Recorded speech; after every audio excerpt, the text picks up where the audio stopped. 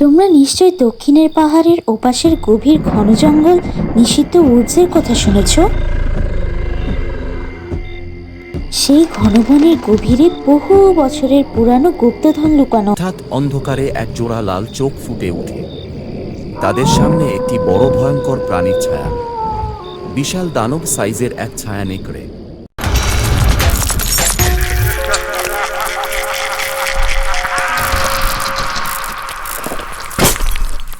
কোনো এক সময় একটি ঘন বনের ধারে অবস্থিত একটি ছোট গ্রামে এমিলি, থমাস এবং লিলি নামে 3 সাহসী ছেলে মেয়ে বাস করত। তারা 3 জন খুব ভালো বন্ধু এবং 3 জনই খুব অ্যাডভেঞ্চার প্রেমী ছিল। এক কুয়াশাচ্ছন্ন শরতের সন্ধ্যায় ওরা আগুনের চারপাশে জড়ো হয়ে গল্প করছিল। আমার নানু আমাকে খুব ভয়ঙ্কর একটা গল্প বলেছিল। কিসের গল্প ছিল সেটি? একটি ছায়া নেকড়ের গল্প। ছায়া নেকড়ে? এটা কেমন গল্প? আমরাও শুনতে চাই। তোমরা নিশ্চয় দক্ষিণের পাহাড়ের ওপাশের গভীর ঘন জঙ্গল নিষিদ্ধ উডসের কথা শুনেছ। হ্যাঁ, আমি শুনেছি। আমিও শুনেছি। সেই ঘন বনের গভীরে বহু বছরের পুরানো গুপ্তধন লুকানো আছে। কি গুপ্তধন? এটা কি সত্যি? এই গুপ্তধন শত শত বছর ধরে একটি ছায়া নেকড়ে পাহারা দিয়ে রাখছে। কি বলছো? এটা কিভাবে সম্ভব? তবে কি ছায়া নেকড়ে একটি আত্মা? হতে পারে এটি কয়েক শতকের পুরানো কোনো নেকড়ের আত্মা। ওদের 3 বন্ধুর মধ্যে লিলি সবচেয়ে বেশি রহস্য এবং অ্যাডভেঞ্চার প্রেমী। তাই সে বলে ওঠে, আচ্ছা, আমরা যদি সেখানে গিয়ে গুপ্তধন উদ্ধার করে নিয়ে আসি তাহলে কেমন হয় ব্যাপারটা? কি বলছো? নানু বলেছিল ছায়া নেকড়ের সামনে একবার যে পড়েছে সে আর কখনো বেঁচে ফিরে আসতে পারেনি। আমরা একটা চেষ্টা করে দেখতে পারি। লিলির প্রস্তাবটা কিন্তু খারাপ না। আমরা একটা চেষ্টা করে দেখতেই পারি। ঠিক আছে, তাহলে আমরা কাল সকালে রওনা করতে পারি। হ্যাঁ, করতে পারি। তাহলে এটাই ঠিক হলো, আমরা 3 জন কাল সকালে রওনা করছি। কিন্তু এই বিষয়ে এখন আর কাউকে জানানো যাবে না। এমিলি, তুমি একদম ঠিক বলেছো। বড়রা কেউ একটু টের পেলেই আমাদের প্ল্যান একদম ভেস্তে যাবে। আমাদেরকে খুব সাবধানে ঘর থেকে বের হতে হবে। তাহলে সবাই ঘুমে থাকতেই আমরা বের হয়ে পড়ব। খুব ভোরে রওনা দিতে হবে কিন্তু আমাদের। আমরা ভোর 5টায় বের হতে পারি। ঠিক আছে, তাহলে ভোর 5টায় আমরা এখানে একসাথে হচ্ছি। ঠিক আছে। পরদিন সকালে জঙ্গলের ম্যাপ, টর্চ লাইট, কিছু শুকনো খাবার এবং 3টি ধারালো ছুরি নিয়ে 3 কিশোর কিশোরী নতুন কিছু আবিষ্কারের উদ্দেশ্য নিয়ে জঙ্গলের দিকে রওনা হয়। যখন ওরা বনের গভীরে প্রবেশ করে গাছগুলো লম্বা এবং ঘন হয়ে উঠছিল, দীর্ঘ অন্ধকার ছায়া ফেলছিল যা খুব জীবন্ত এবং ভয়ঙ্কর লাগছিল। যত গভীরে যাচ্ছিল তত বেশি ভয়ানক হয়ে উঠছিল চারপাশের পরিবেশ। ওদের মেরুদণ্ড বেয়ে কাঁপুনি বয়ে যাচ্ছিল।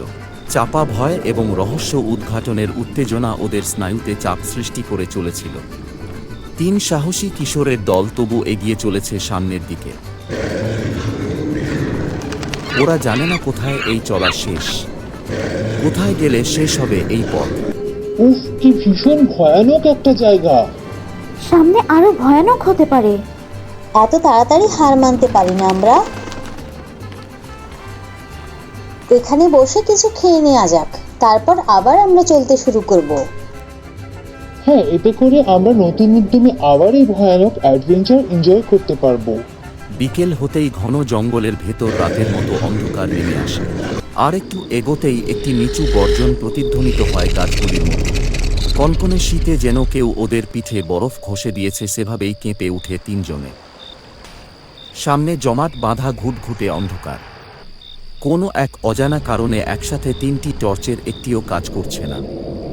হঠাৎ অন্ধকারে এক জোড়া লাল চোখ ফুটে ওঠে। তাদের সামনে একটি বড় ভয়ঙ্কর প্রাণীর ছায়া, বিশাল দানব সাইজের এক ছায়া নেকড়ে। ভয়ে কাঁপতে থাকে এমিলি, থমাস এবং লিলি। কিছু সময়ের জন্য যেন নিঃশ্বাস নিতেও ভুলে যায় সকলে। ওরা দেখছিল হিংস্র ক্ষুধা ভরা 2টি চোখ ওদের দিকে তাকিয়ে আছে। ওদের ভেতরটা যেন গিলে খাচ্ছে, এখনই ঝাঁপিয়ে পড়বে ওদের উপর, ধারালো দাঁতের আঘাতে ছিন্নভিন্ন করে দিবে ওদের দেহগুলো। ভয়ে জড়সড়ো হয়ে আছে 3 জন। আমি যা যা দেখছি তোমরাও কি একই জিনিস দেখছো? তার মানে আমি আমি যা দেখছি তুমিও তাই দেখছো? আ- আ- আমিও আমিও দেখতে পাচ্ছি কিছু।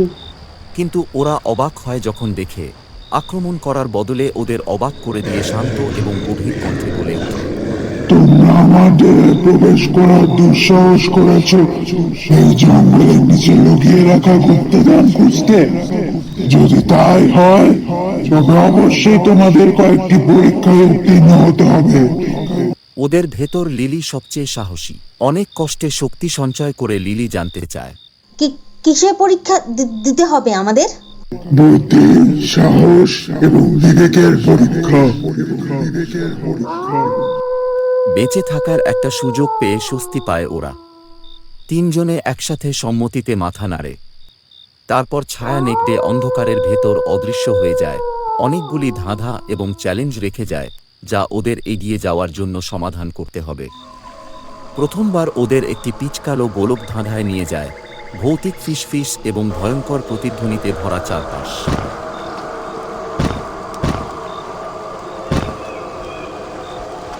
শুধুমাত্র একটি বাতি রাখা, যা দিয়ে ওরা গোলক ধাঁধার সঠিক রাস্তা খুঁজে বের করে। তোমরা ঠিক আছো তো?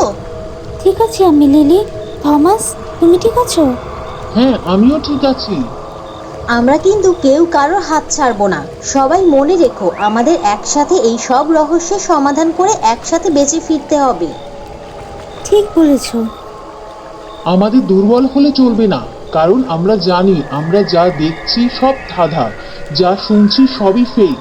আমাদের ভয় দেখানোর জন্য এসব করা হচ্ছে, আসলে এগুলো কোনোটাই বাস্তবে ঘটছে না।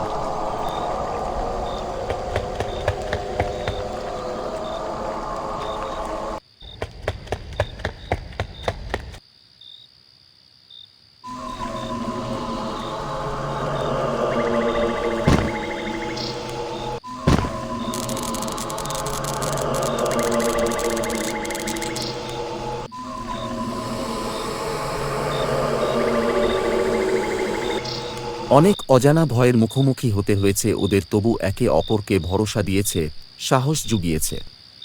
এভাবেই সমস্ত ভয়কে জয় করে ওরা গোলক ধাঁধার শেষ প্রান্তে পৌঁছে ওদের প্রথম পরীক্ষায় উত্তীর্ণ হয়। দ্বিতীয় পরীক্ষায় ওরা নিজেদেরকে একটি জাদুকরি বাগানে খুঁজে পায়, যেখানে মাটি থেকে বিষাক্ত ভয়ঙ্কর সব গাছ গজিয়ে উঠতে থাকে। ওদেরকে খুব সতর্কভাবে নিরাপদ রাস্তা খুঁজে বের করতে হয়। সাহসিকতা ও বুদ্ধিমত্তার সাথে ওরা দুইয়ের পরীক্ষায়ও সফলভাবে উত্তীর্ণ হয়ে যায়। চূড়ান্ত পরীক্ষাটি ওদের জন্য অপেক্ষা করছিল বনের ঠিক মাঝখানে।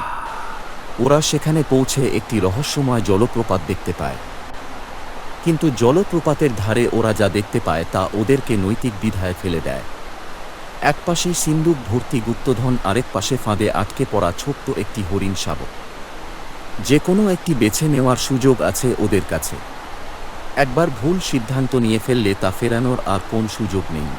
কি করবে ওরা, যে গুপ্তধনের জন্যে এত ভয়ঙ্কর কঠিন পথ পাড়ি দিয়ে এতদূর পর্যন্ত এসেছে? সেই সম্পদ বাদ দিয়ে ফাঁদে আটকে পড়া এক সাধারণ হরিণ শাবককে বাঁচাবে, নাকি বিবেক নীতি বিসর্জন দিয়ে গুপ্তধন নিয়ে ফিরে যাবে? তিন জোড়া চোখ চোখাচোখি হয়। সে চোখে সুস্পষ্ট ইঙ্গিত, ঠোঁটের কোণে মুচকি হাসি। এমিলি, থমাস এবং লিলি নিঃস্বার্থভাবে হরিণটিকে মুক্ত করে। কিন্তু আশ্চর্যের বিষয়, ওদের অবাক করে দিয়ে হরিণ শাবকটি একজন নারীতে রূপান্তরিত হল। কে আপনি? আমি সে যে এতদিন তোমাদের অপেক্ষায় ছিলাম। আমাদের অপেক্ষায় ছিলেন? আপনি আমাদের কিভাবে চেনেন? আমি তো তোমাদেরকে চিনি না, তবে এখন জানি তোমরা তিনটি শুদ্ধ আত্মা, যাদের অপেক্ষায় আমি শত শত বছর পার করেছি। এখানে বহু মানুষ সব পরীক্ষায় উত্তীর্ণ হয়ে এসে সম্পদের লোভে পড়ে জীবন হারিয়েছে। একমাত্র তোমরাই সেই শুদ্ধ আত্মা, নীতিবান মানুষ, যারা এত এত সম্পদের মায়া ত্যাগ করে বিবেকের কথা শুনেছ। এই সম্পদগুলো এখন থেকে সব তোমাদের। আমি আজ থেকে মুক্ত।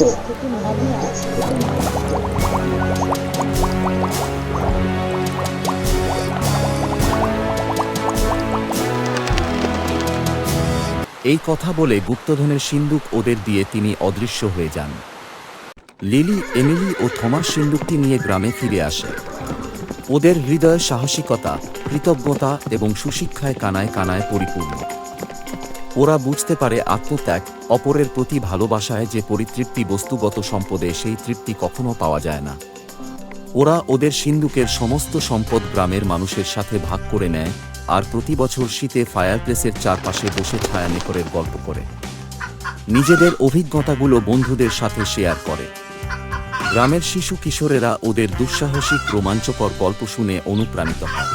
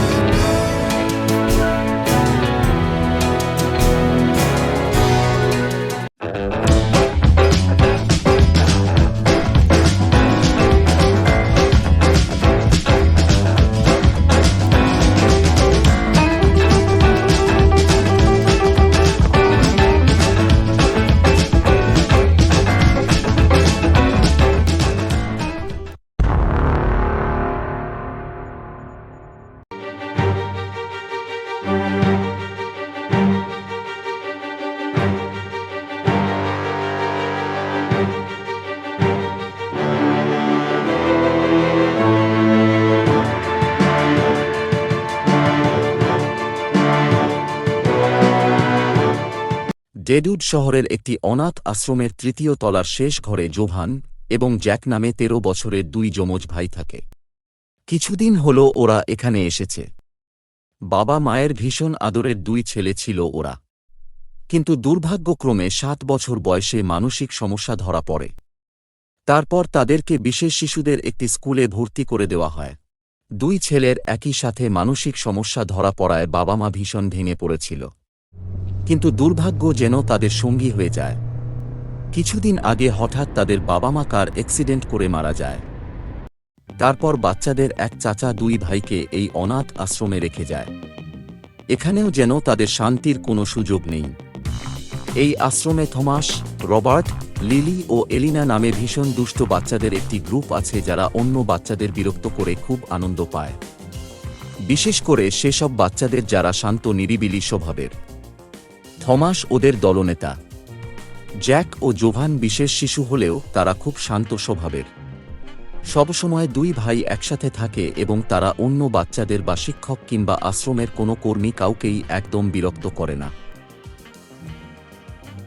যেহেতু পুরো আশ্রমে একমাত্র তারাই বিশেষ শিশু, তাই দুই ভাইয়ের সার্বক্ষণিক দেখাশোনা করার জন্য সেখানের এক কর্মী এলেক্সকে দায়িত্ব দেওয়া হয়। এলেক্স দিনের বেশিরভাগ সময় ওদের সাথেই কাটায়, কিন্তু এলেক্সের চোখকে ফাঁকি দিয়েও থমাসের দল জোভান ও জ্যাককে উত্ত্যক্ত করে। একদিন এলেক্স একটি জরুরি কাজে আশ্রমের অন্যদিকে ব্যস্ত ছিল। সে সময় দুই ভাই মাঠে বসেছিল। তখন থমাসের গ্রুপও সেখানে আসে। আরে দেখ দেখ কারা বসে আছে। চল চল ওগুলিকে একটু জ্বালাতন করি। কি রে মাথা মোটারা, মাঠে এসেছিস কেন? বলের বাড়ি খেতে?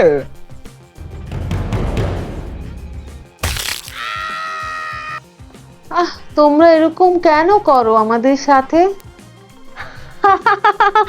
লুজার কোথাকার। এই তোদের লজ্জা করে না? এত কিছু বলি তোদের, তবু এখানে পড়ে আছিস? তোমরা তো জানো আমাদের কেউ নেই, আর আমাদের যাওয়ার কোনো জায়গাও নেই। তাহলে মরিস না কেন? মরে যা তোরা। আরে লুজার গুলো দেখি রেগে গিয়েছে, মারবি নাকি? আয় দেখি, তোদের সাহস থাকলে মেরে দেখা। এটা বলে রবার্ট ও থমাস অসুস্থ দুই ভাইকে মারতে শুরু করে।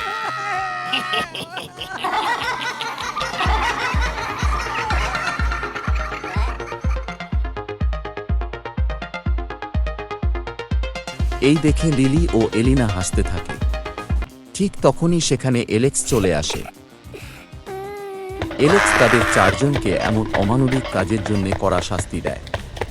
এতে তাদের রাগ আরও বেড়ে যায়। তারা আরও ভয়ানক পরিকল্পনা করে।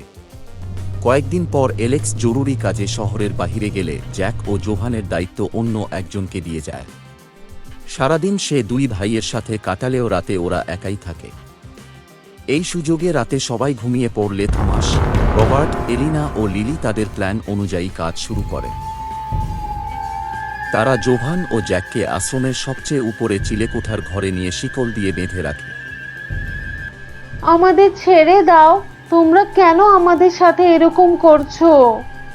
আমরা কি করেছি তোমাদের? কেউ আছো? আমাদের বাঁচাও, বাঁচাও, বাঁচাও। তোদের জন্য আমাদের অ্যালেক্স কঠিন শাস্তি দিয়েছে। আমাদেরকে আগে কেউ এভাবে শাস্তি দেয়নি। শুধু তোদের জন্যই আমাদের সাথে এরকমটা হয়েছে, তাই আজ সারা রাত তোরা এখানেই বন্দী হয়ে থাকবি। চারজন ঘর থেকে বের হয়ে দরজায় তালা দেয়।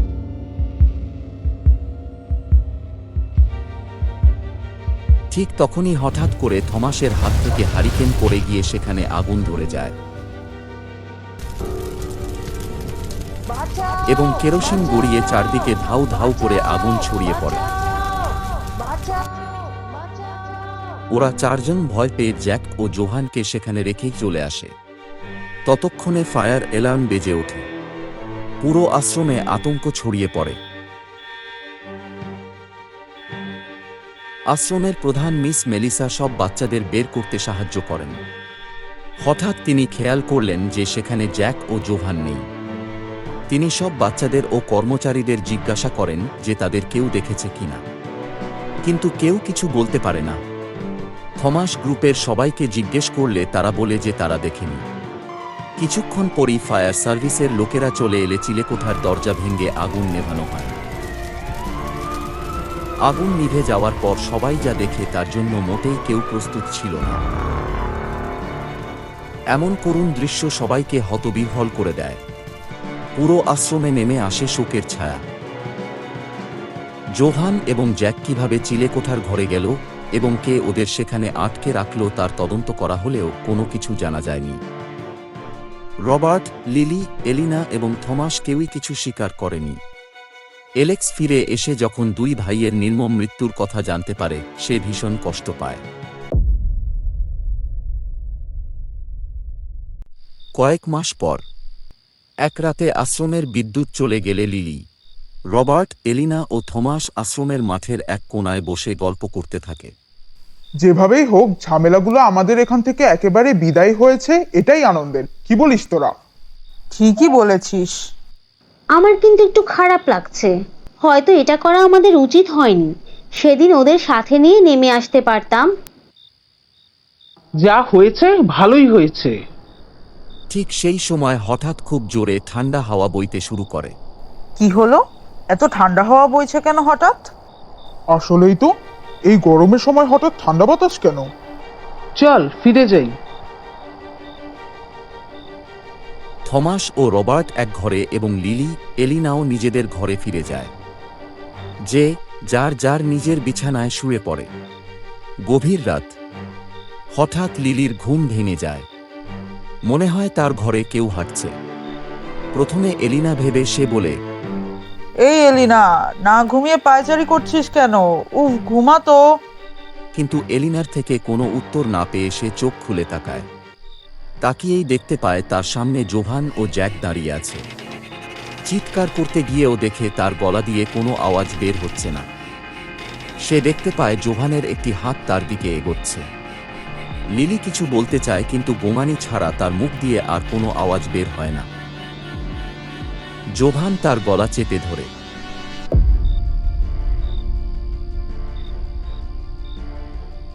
বেশ কিছুক্ষণ পর চোখ খুলে দেখে এলিনা তাকে ডাকছে।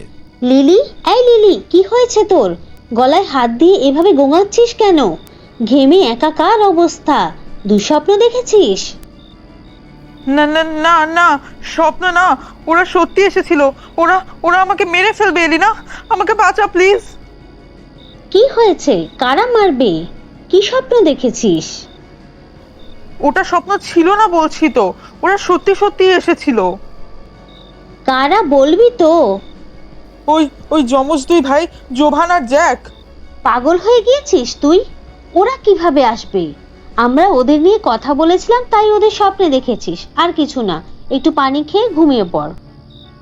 এলিনা ঘুমিয়ে পড়ে, কিন্তু লিলির চোখ থেকে ঘুম চলে যায়। এলিনার কথা ও কোনোভাবেই মানতে পারে না। একদম বাস্তবের মতো ও জোভান এবং জ্যাককে দেখেছে। আর একটু হলেই লিলি হয়তো মারাই যেত। পরদিন সকালে থমাস ও রবার্টকে রাতের ঘটনা জানালে ওরা পুরো বিষয়টি হেসে উড়িয়ে দেয়। সারাদিন লিলির বেশ ভয়ে ভয়ে কাটে। রাতের বেলা হঠাৎ তুমুল ঝড় বৃষ্টি শুরু হয়, তাই আশ্রমের বাচ্চারা আজ তাড়াতাড়ি ঘুমিয়ে যায়। থমাস এবং রবার্টও নিজেদের ঘরে এসে ঘুমিয়ে পড়ে।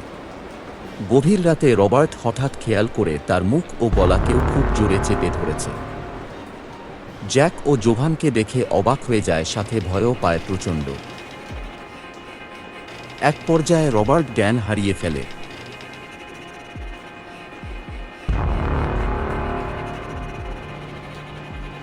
জ্ঞান ফিরে আসলে চোখ খুলে দেখে থমাস, লিলি ও এলিনা তার দিকে অদ্ভুতভাবে তাকিয়ে আছে।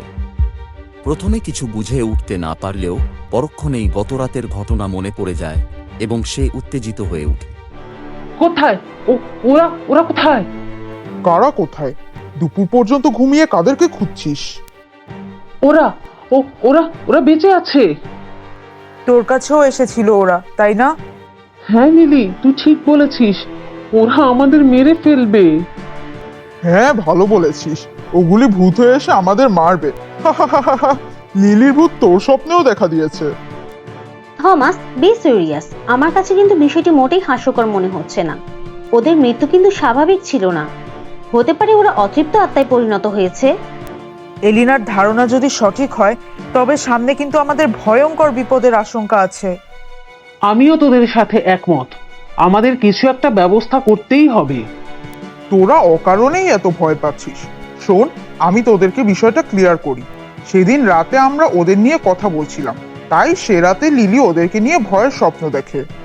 আর লিলির স্বপ্ন শুনে তোর অজান্তেই মনে একটু হলেও ভয় কাজ করেছে, তাই একই স্বপ্ন তুইও দেখেছিস।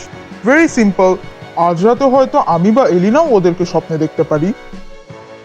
এটা হতে পারে, আবার নাও হতে পারে। ধ্যাত, তোরা থাক তোদের ভূতের ভয় নিয়ে, আমি যাচ্ছি। সেদিন বিকেল থেকেই আকাশে কালো মেঘ জমতে থাকে। শেষ বিকেলে চারদিক রাতের মতো অন্ধকার করে শুরু হয় তুমুল বৃষ্টি। থমাসের ভেতর খুব কৌতূহল অনুভব হতে থাকে। যদি লিলি ও রবার্টের কথা সত্যি হয়, তবে চিলেকোঠায় গেলে নিশ্চয়ই কোনো ক্লু পাওয়া যেতে পারে। সে খুব অদ্ভুত একটা তাড়া অনুভব করে নিজের ভেতর থেকে। কাউকে কিছু না জানিয়ে একটা হারিকেন নিয়ে চিলেকোঠার দিকে রওনা হয়। চিলেকোঠার পোড়া ঘরটি ধুলো ময়লায় ভরে আছে। ভেতরে ঢুকতেই তীব্র ভ্যাপসা গন্ধ নাকে লাগে। একটু পর পায়ের আওয়াজ পেয়ে পেছনে তাকাতেই দেখে রবার্ট এসে ওর পিছনে দাঁড়িয়েছে। তুই এখানে? আমারও তো একই প্রশ্ন। আরও পায়ের আওয়াজ কানে আসতেই দুজনে পিছনে তাকিয়ে লিলি ও এলিনাকে দেখতে পায়। কি ব্যাপার, তোরা সবাই এখানে কেন এসেছিস? আমরা জানতে চাই, আসলেই ওদের অস্তিত্ব আছে নাকি সবটাই দুঃস্বপ্ন? আমিও ঠিক এই কারণেই এখানে এসেছি। আমিও।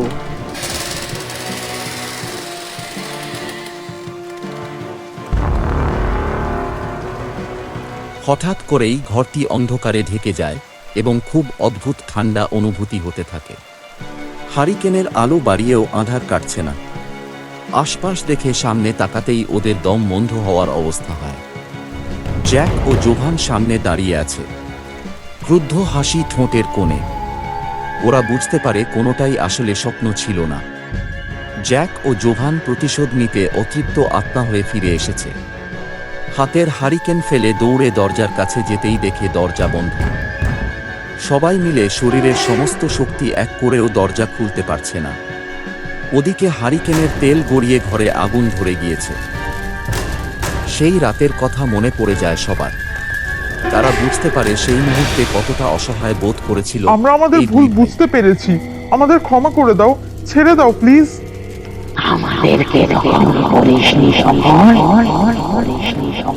বাঁচাও বাঁচাও, কে আছো? আমাদের বাঁচাও।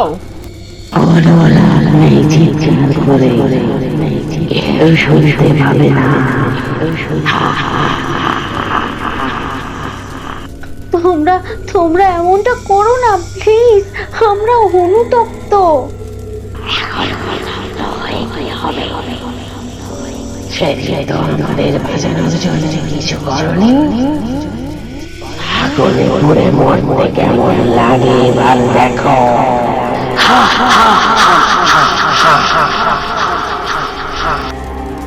জ্যাক ও জোভান হাওয়ায় মিলিয়ে যেতেই ওদের গায়ে আগুন ধরে যায়।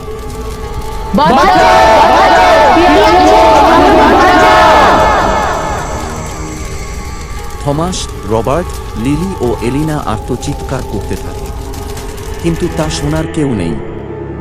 নিমিষেই শেষ হয়ে যায় 4টি জীবন।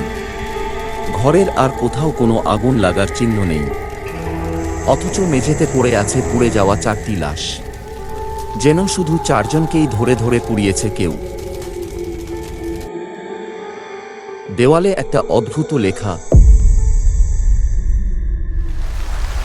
রাতে ঝড় বৃষ্টির তাণ্ডবে কেউ কিছু টের পায়নি, এমনকি ছড়ায়নি পোড়া কোনো গন্ধ, যেন একদম নির্ভেই ঘটেছে পুরো ঘটনা। সকালে আশ্রমের সবাই ভয় ও বিস্ময় নিয়ে দেখে ঘটনাটি।